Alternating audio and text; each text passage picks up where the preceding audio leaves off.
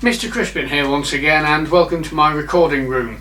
Today's video consists of an interview I carried out in Raleigh, North Carolina in the summer of 2023.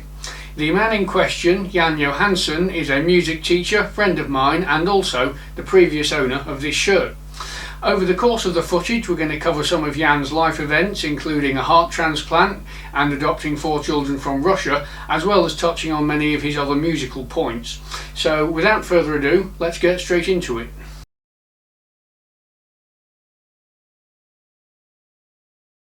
Jan, thank you for joining me. We'll get ready to go. Yeah, it's good to be with you.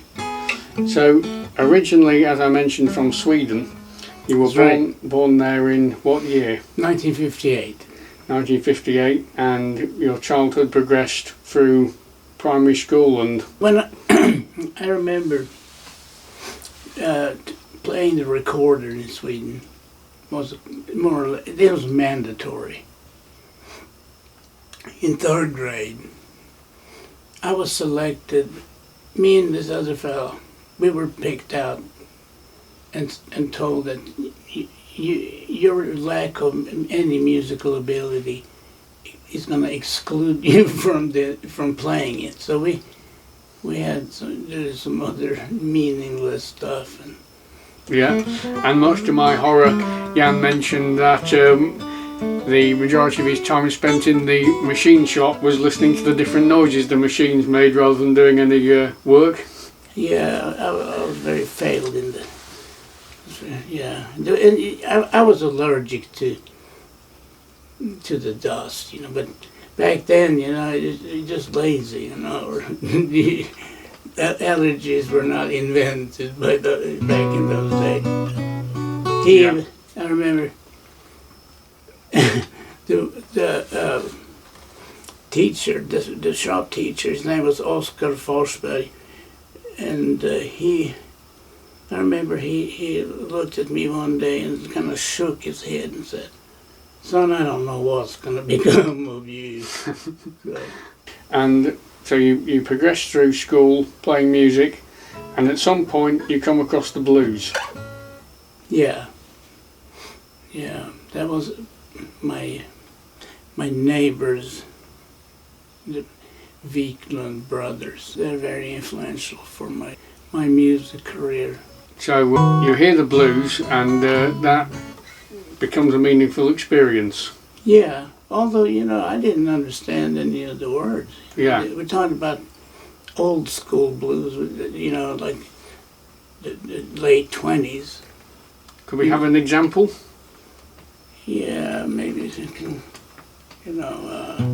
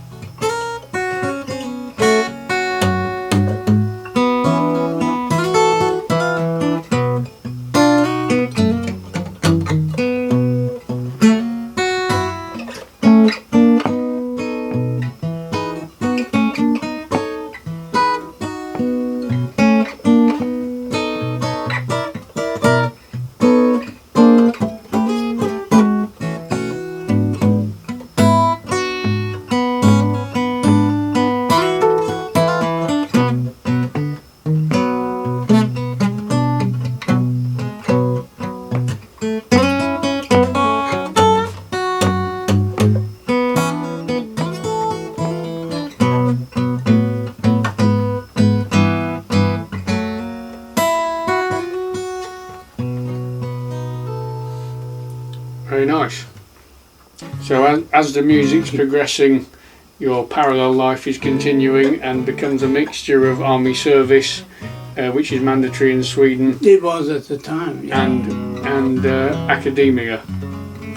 Yeah, And a lot of playing music, you know. Right, okay. And so the academia leads you to linguistics, you do a degree and then work? Yeah, and then I got a scholarship in for the linguistics, Linguistic Society of America, actually, and my own university. Yeah. Umeå Universitet. But around 1985, I guess, you know, I made up my mind to take 6 months off for the academic,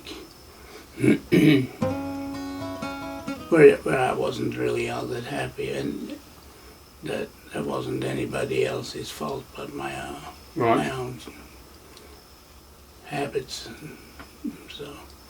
And so when you arrive here, what's the plan? I wanted to take in the winter leading up to my travels over here in '86.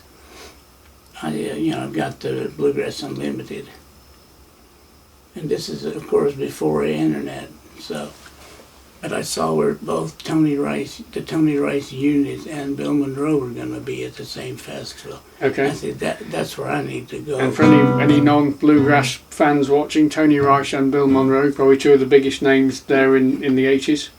Yeah, in history, I'd say. Yeah, so big names, we'll be putting it mildly.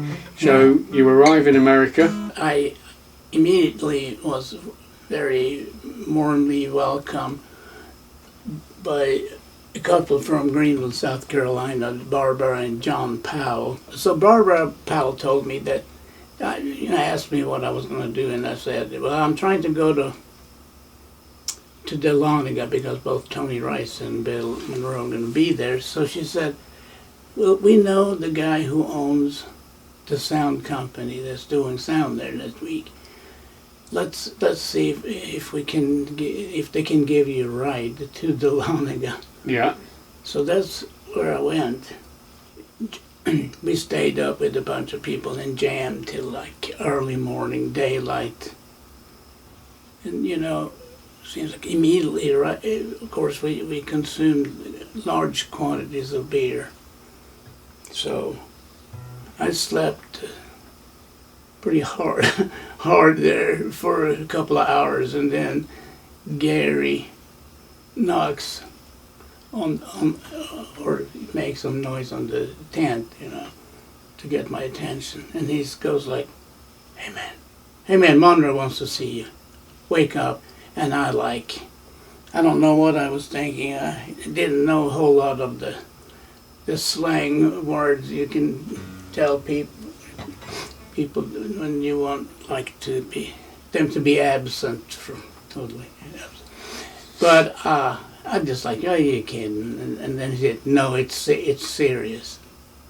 He heard your from overseas, and Monroe was always interested if you're from a foreign country, because he liked to see how his music spread around the world. So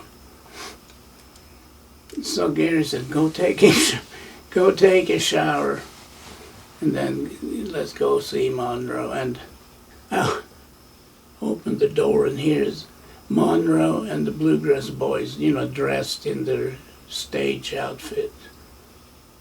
That was pretty intimidating. Well,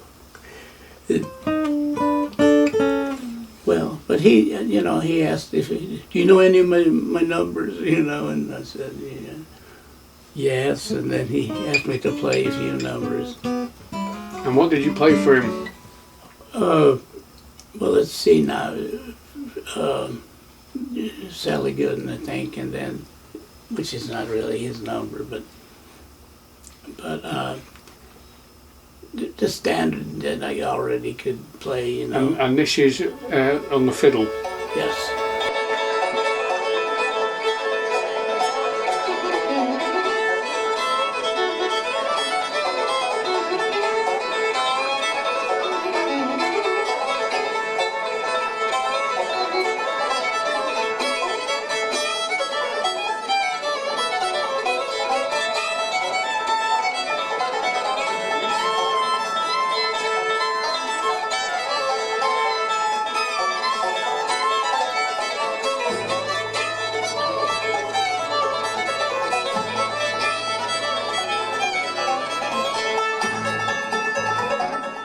So on the way to see to the Wayside Park, Milton said, do you want to meet Bobby Hicks?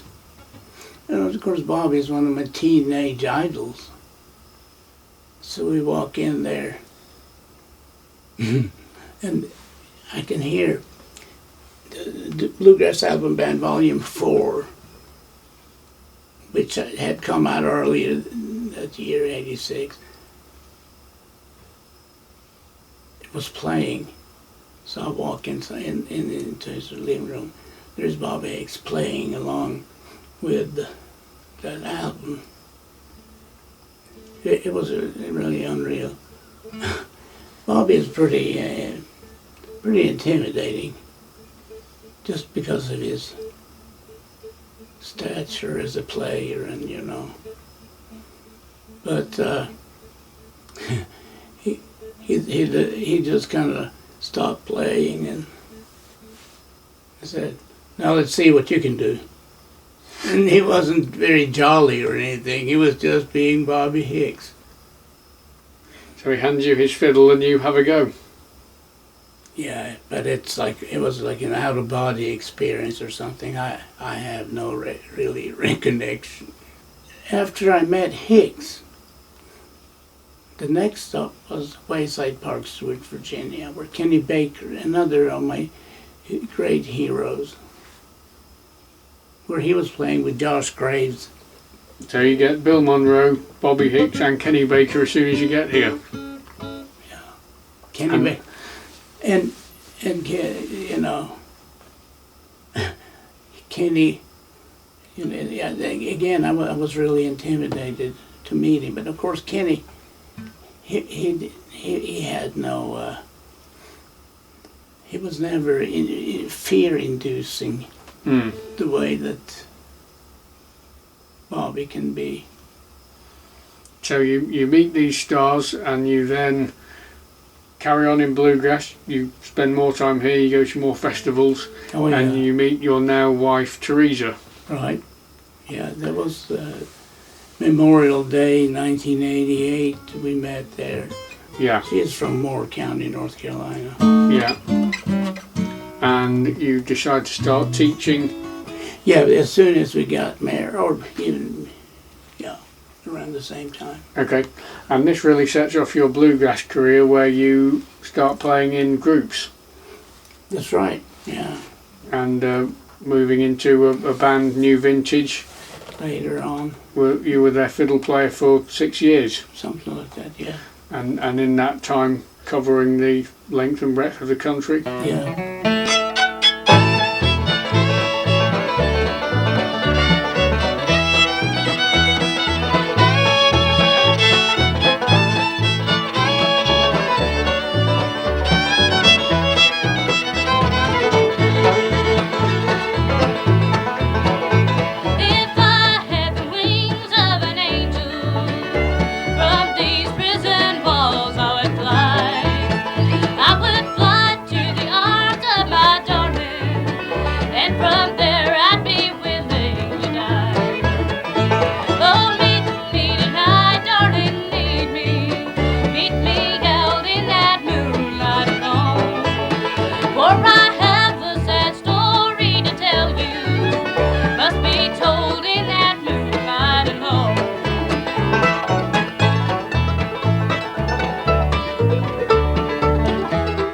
And at some point, beyond all this music, you decide to adopt some children. Yeah, yes, I remember we had been out in California and flew back, and I remember talking to Teresa about some TV programs she had seen about Romanian orphans. And we had no kids in a natural way, so we thought maybe adoption would be something. At the time, at least, I can't speak for what it's like now, but at that time, adoptions in the United States were open, which meant that, you know, the biological family or mother could come and demand that their child be returned to them after 10 years. Can you imagine the trauma? So you decided to go for a different country? Yeah, so then, you know, mid-Lorraine, we got hooked up with the Russians, and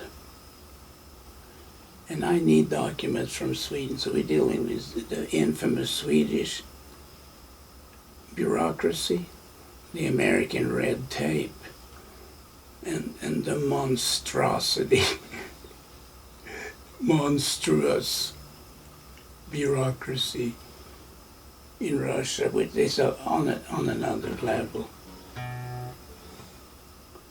And then I'm not going to make any more comments about the system in Russia. But over the course of 3 trips, you managed to get the 4 children over here. Yeah, I'm glad they're not. My son is actually, I think it'll be 11 years now in the Navy on the not right now on the USS Carl Vinson, which was up until just a few months ago the largest carrier in the world. Yeah, and they have grown up here with you and Teresa. Yeah. Alongside your music playing. Teresa works at NC State University. So this continues, but at some point your health starts to affect your music. Yeah. I had a heart attack at IBMA in 1994. Mm-hmm. And, you know, we were going to drive home that night back to Raleigh from Owensboro. You'd been playing there in a band? Yeah. Yeah. With New Vintage. And we were planning on driving through the night, you know, through, you know, Eastern Kentucky and all that. And then we got into Russell Johnson, and I got into this jam. We decided, we can't miss this jam, you know. And it saved my life, yeah, because if we had been in the, so a few hours later I wake up with the handbook symptoms of a heart attack, and I told Russell that Bob Oakham said, you need to take me to the hospital. And I'm having a heart attack, and Russell said, you got to me, and then fill in the blank. And you got to be shitting me.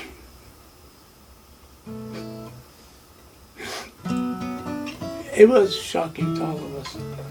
The last thing I remember when I got to the hospital, look, somebody say, is this red thing going with this other red, or is it with the green one? You couldn't hook up the oxygen or whatever it was. Right. As I was slowly kind of going in unconscious.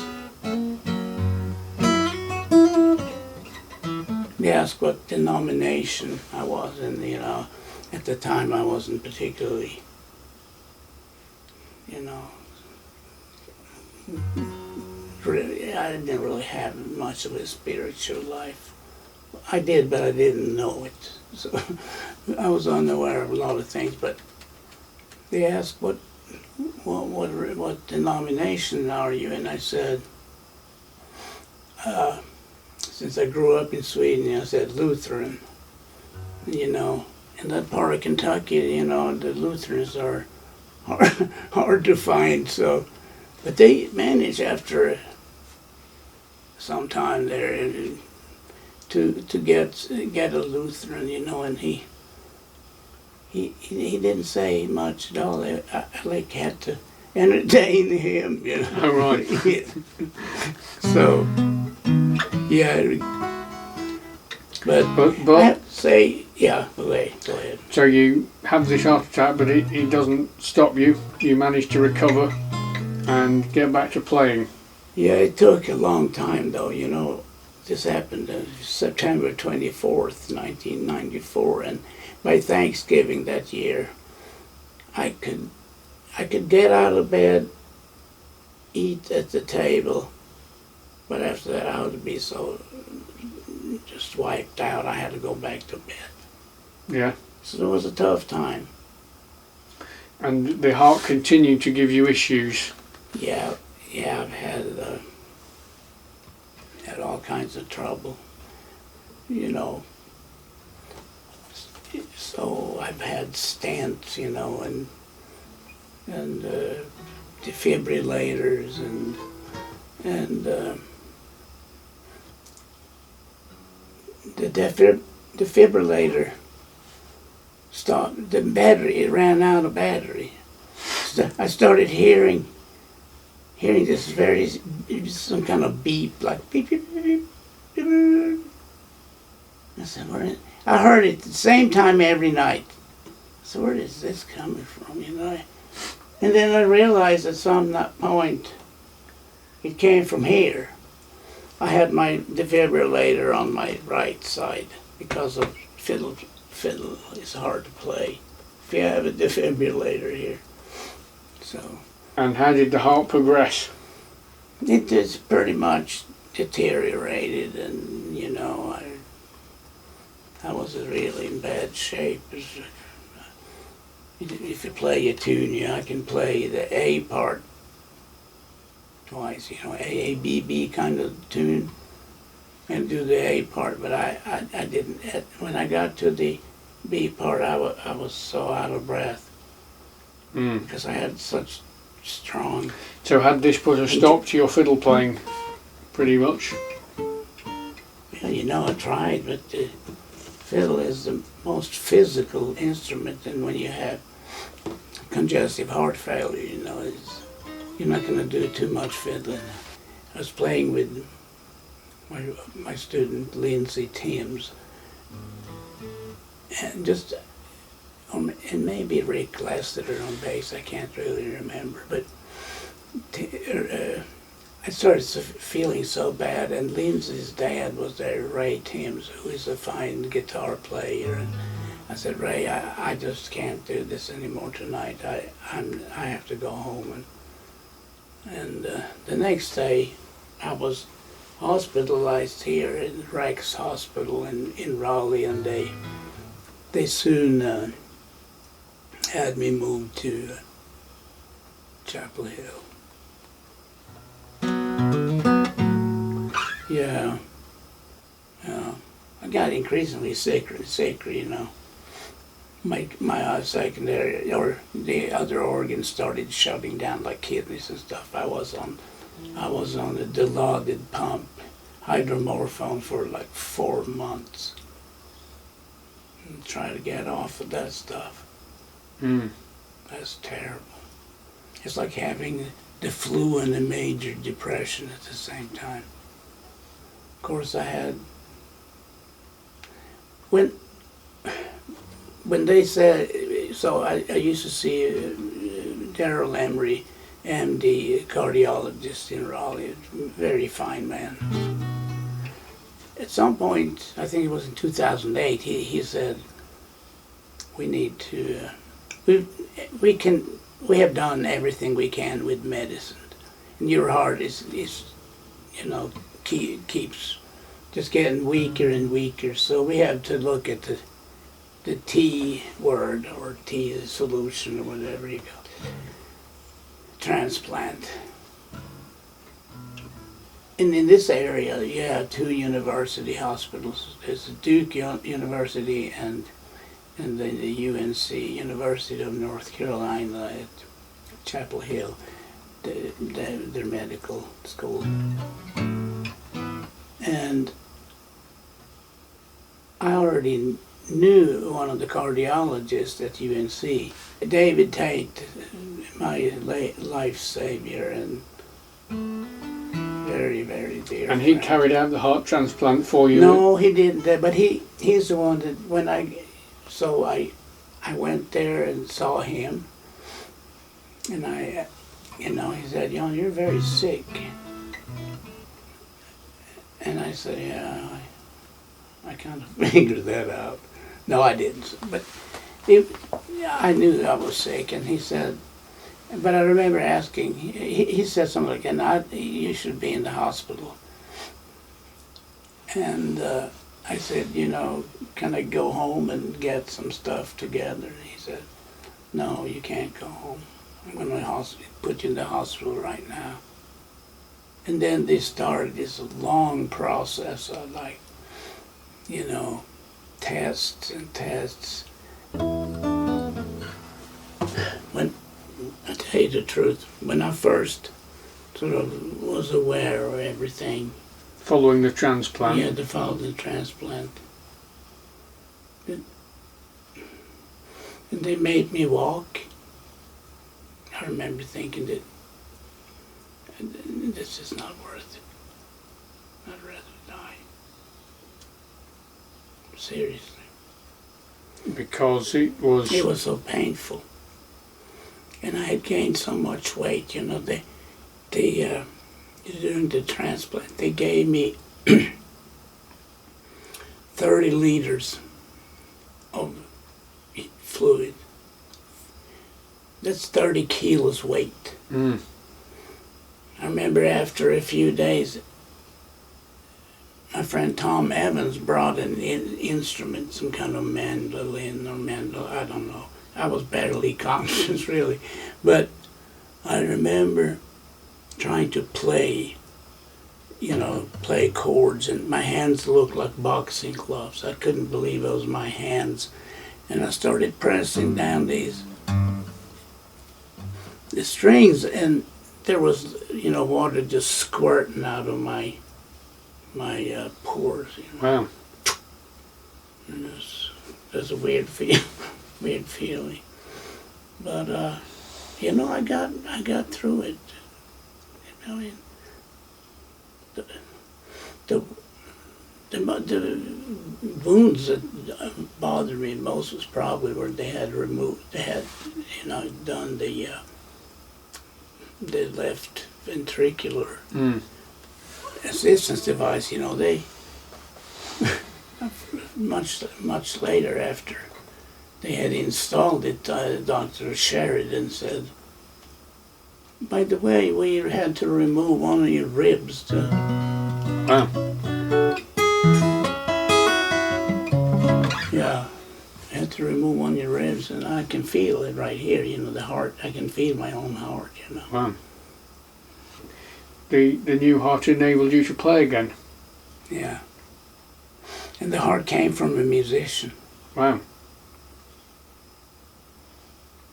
And you get back to playing bluegrass, and you also get down to writing some of your own material. Yeah. Would you like to play us one of your...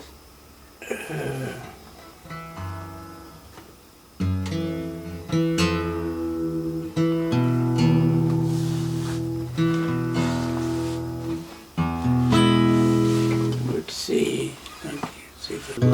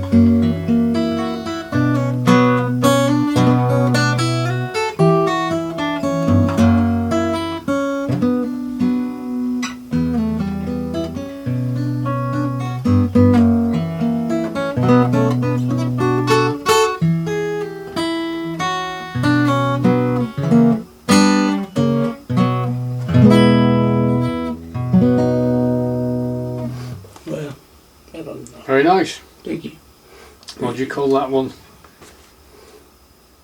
Yeah, well,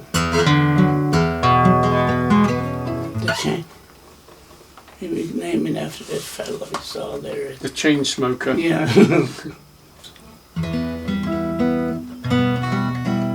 I'm really interested in mixing Swedish folk music or elements from Swedish folk music with the instrument you hear in bluegrass music. You know, I really, you know, like to, you take two musical genres and you can like juxtapose them to something. I think it's a fertile ground. Mm-hmm. You know, it creates like a new sounds and I'd like to record some stuff with nyckelharpa, you know, that key harp or whatever. I think that are called nyckelharpa here too, or nickelharpa or Yeah. other. Well, would you like to play anything?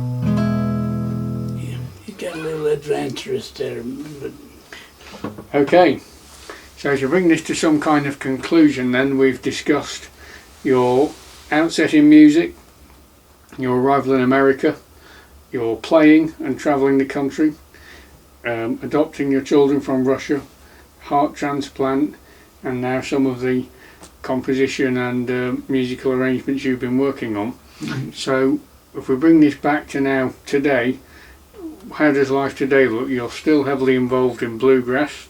You're known right across the community as one of the main sources of information for bluegrass history and as someone who can connect lots of different people.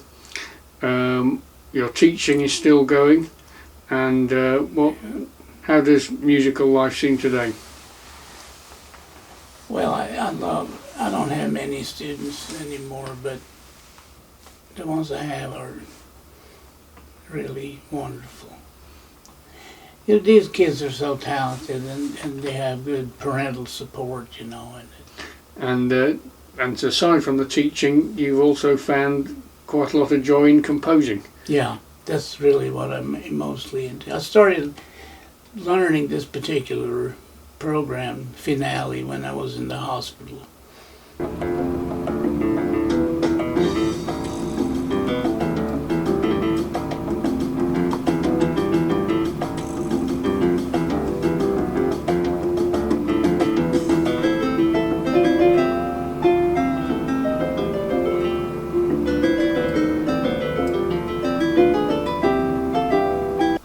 So another thing that I have really been interested in right now is to convert all these different formats in audio and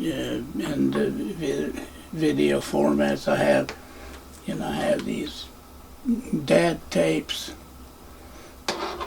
And no, this is not DAT. These are TDK HG Ultimate. They're just regular videotapes. And here we can see the CD format. I'd like to go ahead and upload them on my YouTube channel too, and build a large bank of music. I've already uploaded over 1,000 of them, but you could help me out by joining Patreon. I'm on there as Acoustic Johansson. So, thank you, Jan, for everything we've discussed today. It's been most interesting. Yeah. Is there anything in conclusion you would like to say?